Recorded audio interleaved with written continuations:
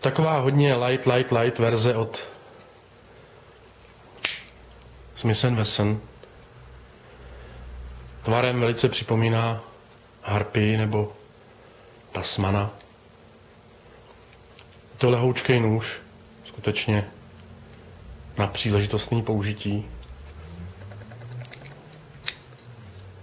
Občas ho nosím v kapse, protože je lehoučkej a